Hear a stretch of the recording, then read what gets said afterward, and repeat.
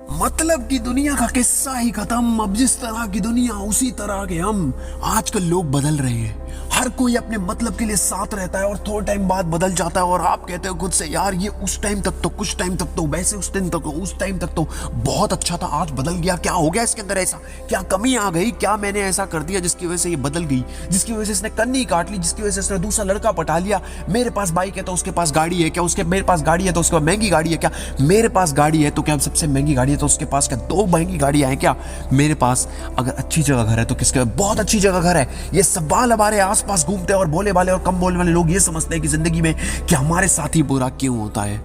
और अक्सर बदले हुए लोग, कई बार फैमिली के लोग बदल जाते हैं, कई बार रिश्तेदार बदल जाते हैं, कई बार खासम खास अपना भाई, अपनी बहन, अपनी खास फियांसी बदल जाती है, फियांसे बदल जाता है। आप कहते हो यार ये बदलाव मुझे पसंद नहीं आ रहा, क्यों क्यों क्यों? ये बदलाव का सवाल आपके आसपास घूमता है और आप यही सोचते सोचते इसी असमंजस में, ओवर थिंकिंग में घुस जाते हो, डिप्रेशन में घुस जाते हो, रात को नींद नहीं आती। और इसी कारणवश हम अक्सर अपने आप से लड़ते रहते हैं कि हमारे साथ बहुत बुरा हो रहा है। भगवान को भी कोसना शुरू कर देते कि भगवान ने मेरे साथ ऐसा क्यों करा।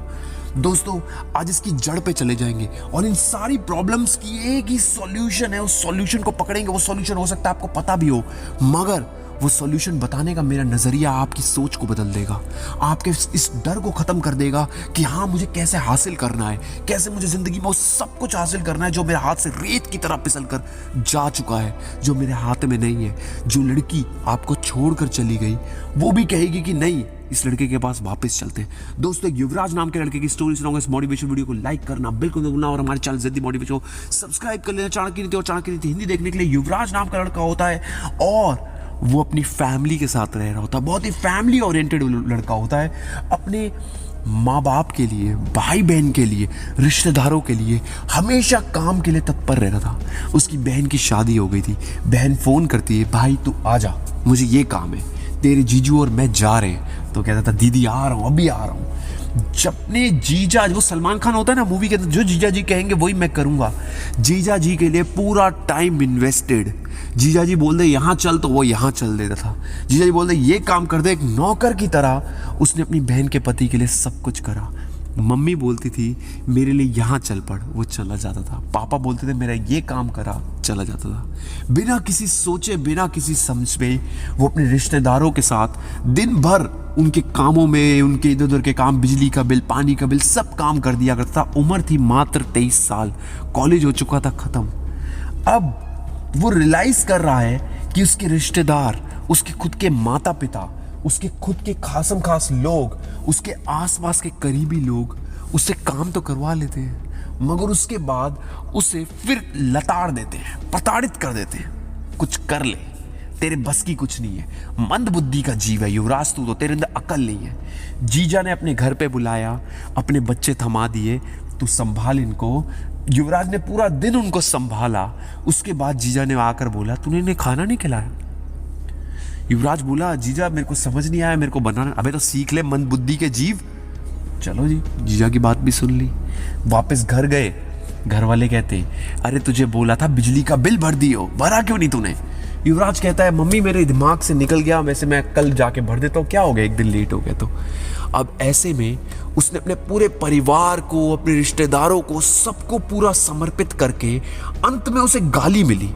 उसे हर कोई यही कहने लगा निकम्मा, नकारा, बिठुल्ला, किसी काम का नहीं, मूर्ख इंसान, तेरे बस की कुछ नहीं, तू तो काम ना काज का, दुश्मन अनाज का। अब ऐसे में वो सोचने लगा यार मैं भी कुछ काम वाम कर लेता हूँ, ये बहुत समाज सेवा कर ली है। इतना सब कुछ करने के बाद भी मैंने इनके लिए इतना टाइम स्पेंड करा, अपनी बहन के पति के लिए टाइम स्पेंड करा, उनके बच्चों के लिए टाइम स्पेंड करा। वो भी मुझे कहते हैं मामा, मामा फालतू मत बोलो, मामा बहुत बोलते हो। युवराज उन्हें समझाता है बेटा ऐसे मत बोलो, मैं तुम्हारा मामा हूं। मामा तुम ना मंद बुद्धि के जीव हो, क्योंकि माँ बाप बोलते हैं तो उन्होंने भी बोलना शुरू कर दिया, मामा की नो इज्जत। अब ऐसे में जिंदगी में एक लड़की आई। हर किसी की लाइफ में कोई ना कोई लड़की तो आती है। शादी की बात चलने लगी उससे। युवराज चाहता था उससे शादी करना। उस लड़की के बाप ने भी आके यही बोल दिया अबे तू 23 साल का हो गया, तू कुछ करता तो है नहीं, मैं अपनी बेटी का हाथ तेरे हाथ में क्यों दे दूं? कहते मैं जॉब ढूंढ रहा हूँ। युवराज कहता मैं जॉब ढूंढ रहा हूँ, मिल रही है, कोशिश कर रहा हूँ और जल्दी मिल जाएगी, फिर मैं ज्वाइन करता हूँ उसको। अब कुछ टाइम बाद और 6 महीने बाद युवराज को रियलाइज़ हुआ कि यार ये सब लोग ना मेरे को ऐसे प्रताड़ित करते रहेंगे। रोने लगा कमरे में बैठ के। माँ भी कहने लगी रोटी खा ले निकम्मे, कुछ करता धरता है नहीं, 1% भी तेरे को लगता है तेरे को कुछ कर।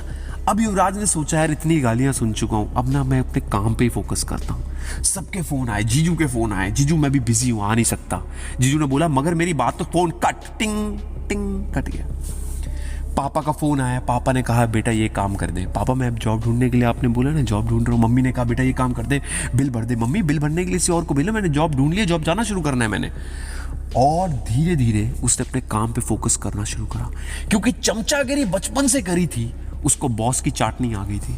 उसे पता था कि काम को कैसे टैकल करना है, कैसे बॉस को उलझा के रखना है अपने काम के अंदर, कैसे मस्कीन बनना है, कैसे लोगों की चमचागिरी करनी है। उसके अंदर एक खासियत थी कि उसे समाज, उसको चीज़ों सिचुएशन के हिसाब से अपने आप को मोल्ड करना आता था। युवराज को पता था कि एक छोटे से बच्चे को कैसे टैकल करना है, एक बड़े से बड़ी उम्र के बंदे को कैसे टैकल करना है, एक छोटे से छोटे बच्चे को भी कैसे टैकल करना है, सब कुछ आता था। और उसी ताकत, उसी कमजोरी को उसने अपनी ताकत बनाया और अपने बॉस के सामने खूब मस्कीन बन गया। बॉस इतना इम्प्रेस था कि यार उसकी बीवी भी कहने लगी कि युवराज आपका बहुत अच्छा एम्प्लॉई है, मगर कभी मेरे को लगता है ना मैं किसी पे भरोसा कर सकती हूँ तो वो युवराज है आपका एम्प्लॉई। उस दिन वो घर आया, मेरे पैसे नीचे गिरे हुए थे, उसने वो पैसे मुझे पकड़ा दिए, वरना आपकी जगह कोई और एम्प्लॉई होता तो वो अपनी जेब में रख लेता। वो बहुत अच्छा एम्प्लॉई है। बॉस भी खुश। बॉस ने देखा यार चलो ये काम तो करता ही है, सीख भी रहा है, इसकी इंक्रीमेंट कर दो। बॉस ने धीरे धीरे 2-2.5 साल के अंदर युवराज अच्छा खासा कमाने लगा, 70-80 हज़ार रुपए कमाने लगा।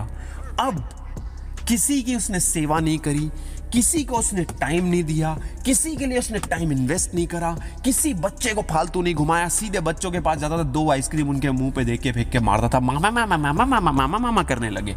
बहन के पास गया, बहन को बोला चला डिनर करा लाता तुझे। बहन भी खुश, मेरा भाई कितना अच्छा है। दोस्तों आपको इस कहानी के शीर्षक से कुछ समझ आया? ये दुनिया कड़वी सच्चाई है, पैसे से चलती है और हर खुशी, इस दुनिया की हर खुशी खींची जा सकती है पैसे के द्वारा। पैसा वो चुंबक है जो सब कुछ खींच सकता है और गधे के बच्चे हैं वो लोग जो ये कहते हैं कि पैसे से सब कुछ नहीं खरीदा जा सकता। पैसे सिर्फ और सिर्फ आप उम्र नहीं खरीद सकते, अपना गुजरा हुआ वक्त नहीं खरीद सकते, और कुछ गिनी चुनी चीजें हैं जैसे कि माँ बाप। बाकी इस दुनिया में सब कुछ मिलता है। मैं तो कहता हूँ सिर्फ माँ को छोड़ के इस दुनिया में सब कुछ मिलता है पैसे के साथ। और अगर आपके पास पैसा होगा ना तो हर कोई साला आपके सामने झुक के इज्जत करेगा। हर कोई कहेगा भाई तू मेरा भाई है, तू मेरा दोस्त है, तू मेरा रिश्तेदार है, तू मेरे साथ चला। आप लाखों जगह टाइम दे दो, आप उनको एक गिफ्ट दोगे, वो आपके मुरीद हो जाएंगे, आपके पीछे पीछे भागेंगे। वक्त सब कुछ सिखा देता है, भोले भाले और कम भोले लोगों को बस यही बातें ध्यान रखनी है। ये चैनल, ये वीडियो सब्सक्राइब करना, लाइक करना